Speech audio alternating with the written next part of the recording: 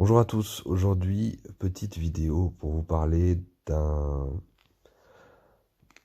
chef-d'œuvre du cinéma américain, du cinéma occidental. Euh, je fais une petite exception par rapport à mes vidéos et ça va rentrer dans le cadre du cinéma occidental. Mais je vais vous parler un petit peu d'un film de Mel Gibson. J'avais déjà parlé de La Passion du Christ dans une précédente vidéo et de Braveheart. Et là, je vais clôturer donc sur la trilogie des meilleurs films de Mel Gibson, à savoir le film Apocalypto, qui est vraiment, je pense, probablement son plus grand film, tant il dépeint avec, avec perfection vraiment l'humanité, et l'humanité dans ce qu'il a de plus profond et par rapport à là d'où il vient et à sa souche primordiale. Voilà, je vais pas revenir voilà, de manière trop longue sur le côté de la réalisation, du visuel, des acteurs, du courage qu'il a fallu pour produire ce genre de film. Je pense que des gens le font beaucoup mieux que moi. Je vais essayer de parler un peu de ce que le film raconte. Et même si, évidemment, on rappelle que c'est un immense film qui est incroyablement mis en scène, euh, avec des acteurs formidables, tourné en plus dans la langue euh, qui était parlée à l'époque. Donc, encore une fois, une prise de risque par rapport à la grande machine hollywoodienne. Le film n'est pas tourné en anglais. Voilà, Mel Gibson est quelqu'un qui a plutôt du courage d'aborder certains sujets et de le faire de manière quasi complète et totale. Et voilà, c'est pas forcément les aspects purement techniques dont je vais parler, mais essayer de parler un petit peu de ce que le film raconte et pourquoi je pense que c'est un grand film. Et c'est ce qui fait un petit peu la spécificité de ma chaîne. Euh, Clairement, je pense que le film euh, est un affrontement, une opposition symbolique entre la tradition primordiale et la tradition dégradée ou falsifiée en fonction des définitions de chacun. On assiste clairement à la peinture, voilà, la peinture d'une communauté humaine primordiale, une communauté de l'être, une communauté connectée à la nature, au sacral, à la vie, à la terre, à la nature, aux animaux, aux plantes, qui vit en parfaite harmonie, sans argent, sans État, sans Dieu, sans maître, sans chef, sans aliénation, on va dire, d'ordre marchand et capitaliste, en fait. C'est vraiment la peinture d'une société, enfin pas d'une société, pardon, justement, d'une communauté euh, primordiale de l'être. On assiste au début du film, on a le focus sur cette communauté. euh, voilà, qui vit en parfaite harmonie, qui connaît, qui sait comment chasser, mais à la fois comment pêcher, qui a une connaissance de la forêt, des plantes, de la guérison, qui peuvent s'amuser avec rien, qui, euh, qui échangent. Alors parfois il y a des moments un peu voilà, on va se moquer d'un personnage, notamment au début, mais c'est toujours dans un bon esprit et ce personnage lui-même accepte de le faire pour la communauté, etc. Il y a vraiment une symbiose entre l'homme, la nature, la vie, le sacral.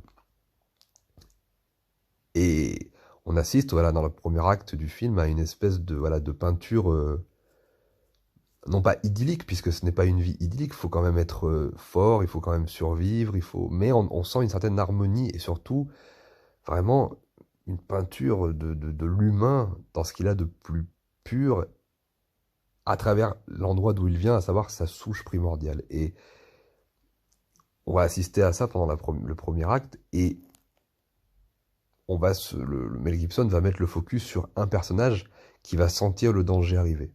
Le danger qui va surgir brutalement au-delà de la forêt où ils vivent, et qui est en fait le danger de la civilisation, et l'horreur de la civilisation, à travers une tradition qui est certes encore connectée à du sacré, à des statues, à une certaine forme parfois de, de, de,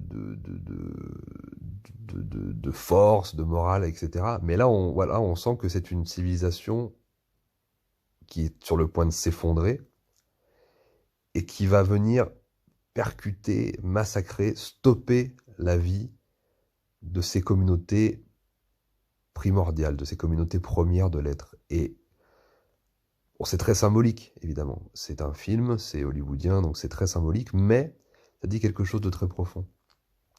Et on assiste vraiment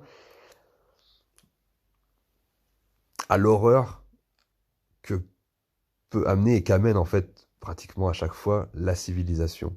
Et cette espèce, donc là c'est la civilisation maya ou aztèque, je ne me rappelle plus exactement. Je suis un peu inculte à ce niveau-là, mais c'est bon, c'est pas très important. L'important c'est qu'il y a une communauté primordiale qui vit en parfaite harmonie avec le sacral et la vie et l'humain et la souche primordiale, et on a de l'autre l'horreur civilisationnelle et la tradition dégradée ou falsifiée, qui vient percuter, qui vient massacrer, qui vient couper, qui vient non pas vivre en humanité et en fraternité avec cette communauté, mais qui vient se servir d'elle pour l'esclavagiser, pour la mettre au travail, pour prostituer les femmes, et surtout, pour en fait se servir des hommes de cette communauté pour les sacrifier à une espèce de faux dieu, voilà, sur l'autel du sacrifice pour apaiser la colère du peuple, en fait. Parce que c'est, en fait, c'est là où c'est très fort, c'est que Mel Gibson dépeint la fin de cette civilisation. Et en fait, ça pourrait être la peinture de la fin de toute civilisation, quelle qu'elle ait pu exister, y compris celle qui existe aujourd'hui dans la civilisation moderne, où le capital et tout devient marchandise, et tout devient capital, et tout devient inhumain. Là, Mel Gibson nous dit, déjà à l'époque de la tradition dégradée, l'horreur de la marchandise humaine était déjà en mouvement et produisait des injustices. Alors on assiste à toutes les névroses de ces individus qui sont issus de cette civilisation en phase d'effondrement. La perversion, la jalousie, la vengeance, choses qui n'existent pas dans la communauté dépeinte par Mel Gibson au début. Et on va comme ça assister à toutes les horreurs d'une civilisation en déclin. Les esclaves au travail, les mecs qui, voilà, les esclaves au travail, la famine, la sécheresse, les lépreux, les enfants qui boivent à même les égouts pour récupérer quelque chose, les maladies, l'horreur. Et plus on avance dans cette civilisation, plus ça devient beau. Alors évidemment, ça devient beau pour une certaine caste, pour une certaine élite, pour certaines personnes. Il y a quand même tout le monde travaille, tout le monde doit travailler. Donc plus on avance, au cœur, en fait, plus ça nous semble joli, dans le sens où c'est plus propre. Les gens vivent, mais les gens vivent de manière aliénée, avec chacun travaille, chacun fait son boulot, chacun est exploité en fait à sa manière. Et en fait, on se rend compte que pour qu'un certain petit nombre de gens puissent dominer ou survivre ou simplement manger, il faut que d'autres soient esclavagisés ou exploités ou sacrifiés. Ce qui va se passer, en fait, par rapport au parcours personnel du héros du film, c'est que il va traverser cette horreur et il va finalement, parce qu'il est connecté au sacré, parce qu'il est connecté à sa femme qui est restée coincée dans le village. Après, je vous dépeins un peu symboliquement, mais c'est vrai que le film raconte en fait la survie de cet individu. Et il a laissé sa femme au village, il doit retourner la chercher dans une espèce de trou un peu gigantesque dans lequel elle est coincée, mais dans lequel il l'a mise pour la sauver en fait. Mais en gros, il doit retourner vers elle, il doit retourner d'ailleurs, sa femme est enceinte, et voilà, c'est tout un cheminement entre l'horreur qui lui arrive et le moment où il doit retourner vers elle, vers la vie, vers son fils qui est en train de naître dans le ventre de sa femme, vers la vie, vers la nature, vers la forêt, vers la souche, là d'où il provient. Donc en fait, tout le film va être une espèce de survival où il aura à la fois de la chance et à la fois une profonde envie de survie pour revenir à la vie. Et revenir vers sa femme, et revenir vers ses enfants, et revenir vers sa forêt, et revenir vers son être primordial. Et en fait, tout le film parle de ça. Mais entre-temps, il va assister à l'horreur de cette civilisation. Ça c'est la deuxième partie du film où vraiment on va voir toute l'horreur, cette scène de sacrifice où en fait c'est vraiment toujours le même mécanisme civilisationnel, c'est-à-dire que certes, il y a de la tradition, il y a des castes, il y a une certaine morale, il y a une certaine... Quand les choses se passent bien, il y a beau avoir des injustices, des esclaves, les choses peuvent se passer relativement bien. Mais dans une société en effondrement, injuste, immorale, où finalement les plus riches, les élites vraiment se goinfrent, et même vont jusqu'à sacrifier le peuple pour sa propre survie, et pour aussi satisfaire le peuple qu'ils dominent, c'est-à-dire que les élites aztèques ou mayas voilà, font des sacrifices pour étancher, pour calmer en fait la fureur du peuple qui est en train de qui pourrait potentiellement se rebeller contre eux, puisque c'est eux qui s'accaparent toutes les richesses, c'est eux qui s'accaparent tous les trésors, et c'est eux qui prennent tout.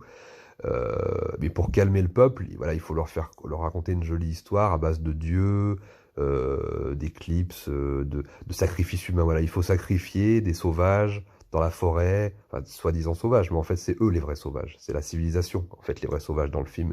Et les vrais êtres humains, les vrais êtres de vie sont les gens de la communauté de la forêt, de la communauté primordiale.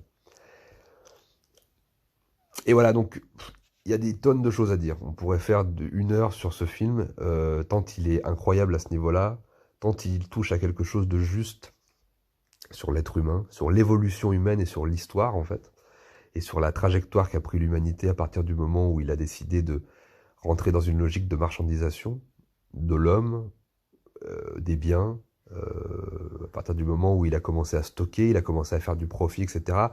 Il y a eu toutes ces civilisations totalement injustes qui se sont mis en place, qui en temps de paix fonctionnent globalement bien, et en plus sont encore un petit peu connectés non pas vraiment au sacral, mais plutôt au sacré, avec des magnifiques statues, une mythologie, des dieux, etc. Mais qui en fait, quand elle est vraiment...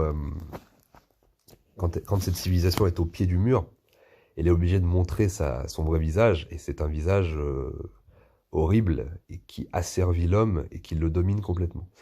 Donc, voilà, c'est toute la réflexion qu'on peut se faire sur ce film, et que je me fais à moi-même, c'est-à-dire que j'ai eu tendance, au cours des 10 dernières années, à revenir vers quelque chose de plus traditionnel. Et vous savez, le rapport que j'entretiens avec la tradition, l'héroïsme, le patriotisme, les héros, que ce soit dans la fiction, dans le cinéma et tout ça, je trouve que c'est quelque chose de très beau, mais en fait c'est quelque chose d'un peu mensonger. Ce sont des choses qui sont très belles en temps de paix, mais qui sont horribles en temps d'effondrement et en temps de guerre. Et fondamentalement, je pense que bien que je respecte certains aspects de la tradition dégradée, je respecte infiniment plus cette tradition primordiale de l'être humain, connecté aux vraies choses de la nature, de la vie, et qui n'a pas toutes ces aliénations symboliques qu'ont produit finalement la tradition dégradée, et ces espèces de civilisations qui finalement ont en dernier recours asservi l'homme. Et ce qui est très intéressant, c'est qu'à la fin du film, le film est hyper symbolique, et j'adore les films symboliques, ce n'est pas vraiment réaliste, bien que le film soit ultra violent, mais bon, ça c'est signé Mel Gibson, pour vraiment qu'on comprenne l'horreur de ce que vit le personnage, de ce que vit vraiment l'humain qui est en nous, et totalement écorché vif en fait quand il voit toutes ces scènes, parce que vraiment il assiste à l'horreur civilisationnelle l'horreur de l'aliénation marchande de la civilisation, où on va jusqu'à massacrer des millions d'individus pour le profit des élites et pour calmer le peuple. Et ce qui est encore plus fort, c'est qu'à la fin du film, le héros, donc, qui se reconnecte, qui survit à cette horreur, et qui se reconnecte avec la vie, qui revient en fait à la vie, qui revient vers sa femme, qui revient vers ses enfants, et qui les prend et qui leur dit maintenant nous allons aller vers la forêt, vers la nature, vers la vie. Il y a les bateaux, au moment vers la fin, au moment où il se reconnecte à tout ça, il y a les bateaux des conquistadors, des colons qui arrivent, qui approchent des côtes. Et Mel Gibson nous dit en fait, au-delà de l'horreur civilisationnelle de la tradition dégradée, il y a l'horreur de la modernité contemporaine, du colonialisme et, et du capital qui va donner vraiment le coup de grâce. Même si encore une fois, dans la modernité, dans le progrès, il va y avoir des tonnes de choses bien, mais globalement, ces civilisations qui sont donc les civilisations modernes, les civilisations occidentales, vont distiller un poison finalement encore peut-être plus pervers que la tradition dégradée, qui va être beaucoup plus sauvage, beaucoup plus injuste et beaucoup plus de caste. Et finalement, le progrès, les lumières, toute cette civilisation soi-disant moderne ne va amener finalement la même chose, mais en différent, d'une autre manière, d'une autre forme, plus diluée dans le temps et plus insinueuse et plus perverse. Et finalement, à la fin, la phrase qui résume vraiment tout, c'est donc le héros a retrouvé sa femme, encore une fois ses enfants, etc., la vie et les fondamentaux de son existence. Et sa femme lui dit, en voyant les conquistadors arriver sur la côte, elle dit, est-ce qu'on doit aller vers eux? Dans le sens, est-ce qu'on doit aller vers cette civilisation moderne capitaliste? Ou alors, et là, son mari lui répond, il a un moment d'hésitation, il dit, non, je pense qu'on doit aller vers la forêt et qu'on doit vivre, et qu'on doit recréer la communauté et recréer la vie. Et donc c'est absolument magnifique. Mel Gibson n'est pas du tout en train de nous dire, justement, je vais dans le sens, c'est un traditionnaliste, il est catholique, comme moi, mais il est parfaitement conscient de l'aliénation de ce truc-là. Et il est parfaitement conscient qu'avant tout ça, même s'il y a des choses beaucoup plus belles que la modernité, et même si la modernité va être beaucoup plus belle que la postmodernité par la suite, là, le plus important, c'est la souche primordiale, c'est l'humain premier, c'est cette connexion symbiotique avec la nature, avec les éléments, avec les choses où il n'y a pas de différence, où chaque humain est frère et vit en harmonie avec le grand tout. Et c'est ce que dit Mel Gibson à la fin du film. C'est-à-dire qu'il ne prend pas forcément, il ne prend pas forcément parti même pas du tout, il ne prend pas du tout parti pour les colons et pour les conquistadors. Pas du tout. Bien qu'il soit catholique, etc. Il a totalement compris l'essence de l'humain premier et de ce qu'il y a de plus beau dans l'humain. Et je pense que ce film, à travers l'horreur que le personnage traverse, nous raconte ce qu'il y a de plus beau dans l'humain et dans l'humanité et à quoi l'humanité doit revenir. Je pense que le film, voilà, parle de ça. Et c'est un film d'une profondeur incroyable. On pourrait évidemment faire beaucoup plus là-dessus, on pourrait faire des émissions entières dessus, mais voilà, globalement, vous avez un peu compris l'idée. Tradition primordiale contre tradition falsifiée. Et ensuite, modernité qui vient achever le tout. Voilà, peut-être voilà, que Mel Gibson a voulu nous dire reconnectons-nous avec les choses importantes, primordiales et humaines et revenons vraiment à l'humain. Voilà, c'est très utopique. Euh, c'est quelque chose aussi qui peut être très, très difficile à comprendre. Peut-être que le film ne dit pas ça. Vous pouvez aussi le voir comme un très très bon survival, un très très bon film de cinéma, mais en creusant un petit peu plus, je pense que ça donne quelque chose un peu de cet ordre-là. Voilà. Je vous remercie de m'avoir écouté.